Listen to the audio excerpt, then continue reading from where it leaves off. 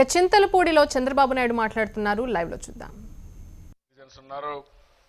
ఏ ఒక్కరూ ఎవరిపైన ఆధారపడకుండా మీ కాళ్లపైన మీరు బతకాలని, ఆనందంగా జీవితాన్ని గడపాలనేది నా ఆలోచన.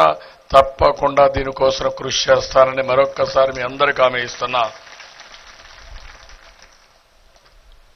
అయితే మీరు ఒక్కసారి చూసినప్పుడు ఈ ప్రభుత్వానికి కొన్ని బాధ్యతలు కూడా ఉన్నాయి. మీరందరూ సమైక్య ఆంధ్రప్రదేశ్లో పనిచేశారు. ఆ రోజు నేను కూడా సమైక్య ఆంధ్రప్రదేశ్కి పనిచేశాను. 9 సంవత్సరాలు ముఖ్యమంత్రిగా పనిచేశాను. 10 సంవత్సరాలు అపోజిషన్ లీడర్గా పనిచేశాను. అదే మరిగా వివిధ స్థాయిల్లో రాజకీయాల్లో కృషి చేశాం. 60 సంవత్సరాలు హైదరాబాద్లో కష్టపడి సంపద సృష్టించాం. కష్టార్జితాన్ని మొత్తం హైదరాబాద్లో వదిలిపెట్టి మళ్లీ ఇక్కడికి వచ్చాం. ఈరోజు మీరందరూ పెన్షన్స్ ఉన్నారు. ఆ రోజు మీరందరూ కష్టపడితే బ్రహ్మాండమైన సంపద సృష్టించి రాష్ట్రాన్ని ముందు తీసుకుపోవడం కోసం కృషి చేశారు. ఈరోజు మీరు ఒకసారి చూస్తే ఆదాయం మాత్రం లొకేషన్ వైజ్ ఇచ్చారు. తెలంగాణలో ఆదాయం ఎక్కువ వస్తే వాళ్ళకే ఇచ్చారు. కనీసం పెన్షన్లు మాత్రం ఆ దామాషా ప్రకారం ఇవ్వకుండా ఇక్కడ ఈ ప్రాంతంలో ఉన్నారు కాబట్టి జనాభా ప్రకారం 58.38% జనాభా ఉంది కాబట్టి ఆ రేషియోలో పెన్షన్స్ కి మనకు భారం వేసే పరిస్థితికి వచ్చారు. నేను అందుకని చెప్పాను, హేతుబద్ధత లేదు, చాలా ఇబ్బంది పడ్డాం. అదే సమయంలో నా ఆలోచన ఒకటే, ఎక్కడా ఇబ్బంది లేకుండా భావి తరాల కోసం మనం పనిచేయడం.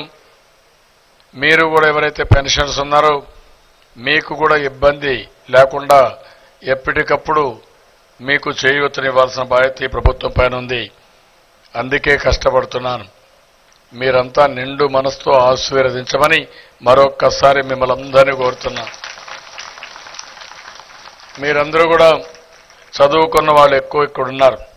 చదువుకున్న వాళ్లే ఈరోజు ఉద్యోగాలు చేసి రిటైర్ అయ్యారు. విభజన హేతుబద్ధత లేని చెప్పక్కర్లేదు. ఇక్కడే ఎన్జీఓ నాయకులు ఆ రోజు విరోచితంగా పోరాడారు. కానీ ఏమాత్రం కూడా న్యాయం జరగకుండా మనం దెబ్బతినే పరిస్థితికి వచ్చాం. అదే సమయంలో మీరు ఒకసారి ఆలోచిస్తే ఈరోజు మనం ఇంత కష్టపడిన తర్వాత 5 సంవత్సరాలు రాత్రింబగళ్ళు పనిచేశాం. ఎన్జీఓస్ కూడా ఉద్యోగస్తులందరినీ పనిచేయమని ఒత్తిడి తీసుకొచ్చాను. అందరూ సహకరించారు.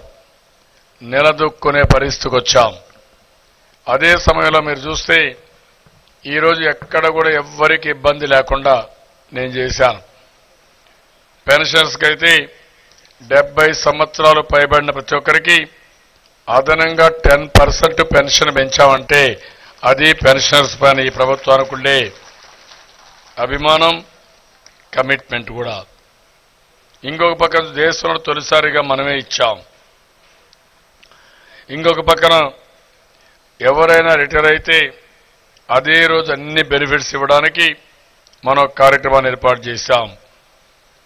రెగ్యులర్ ఉద్యోగాలకు ఇచ్చినట్టే ఈరోజు 10వ PRCలో 43% ఫిట్మెంట్ ఇచ్చాం.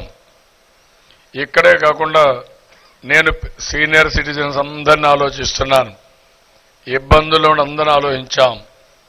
ఈరోజు మీరు చూస్తే 55 లక్షల మందికి 2,000 రూపాయల చొప్పున సీనియర్ సిటిజన్స్ కి పెన్షన్లు ఇచ్చే ఏకైక రాష్ట్రం మన రాష్ట్రం. వేరే రాష్ట్రం ఎక్కడ గిట్టుబాటు ధరలకు అన్న గ్యారంటీ ఇస్తాడు అని చెప్పి కూడా గట్టిగా చెప్పండి.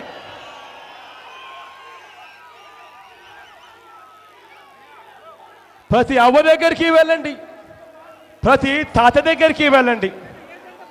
వెళ్ళి అవ్వ చంద్రబాబు నాయుడు గారి మోసాలకు మోసపోవద్దవ్వా అని చెప్పి ప్రతి అవ్వకు చెప్పండి, ప్రతి తాతకు చెప్పండి.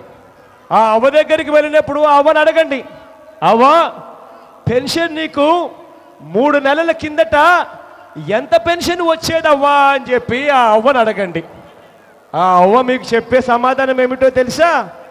రావడం లేదు అని ఇలా చెప్తుంది. లేకపోతే ఇలా 1000 రూపాయలు అని చెప్పి ఇలా చెయ్యి చూపిస్తుంది.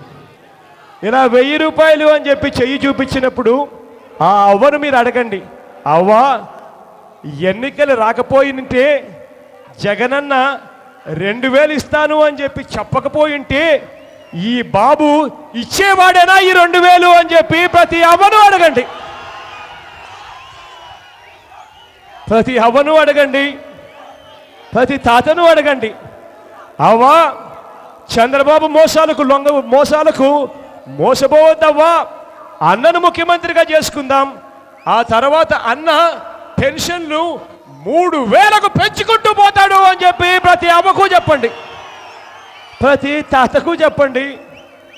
నవరత్నాల్లో మనం చెప్పిన ప్రతి అంశము కూడా ప్రతి ఇంటికి వెళ్ళేలా చేయండి. నవరత్నాలతో నేను గట్టిగా నమ్ముతున్నా, నవరత్నాలతో జీవితాలు బాగుపడతాయని నేను చాలా గట్టిగా నమ్ముతా ఉన్నా. ఆ నవరత్నాలు ప్రతి ఇంటికి తీసుకొచ్చే కార్యక్రమం చేస్తాం.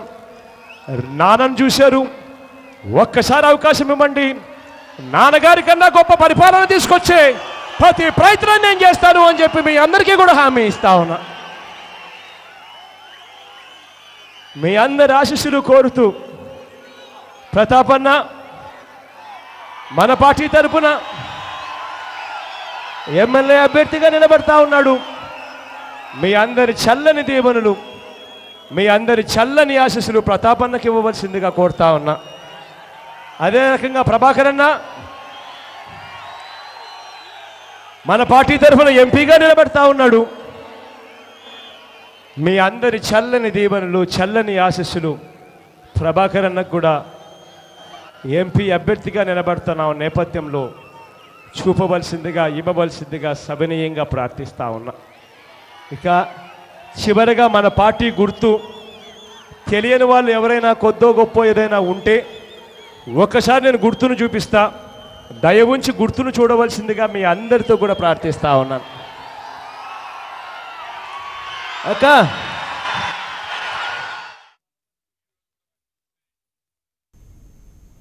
ఇవి బులెటిన్ విశేషాలు. మరిన్ని అప్డేట్స్ కోసం కీప్ వాచింగ్ HM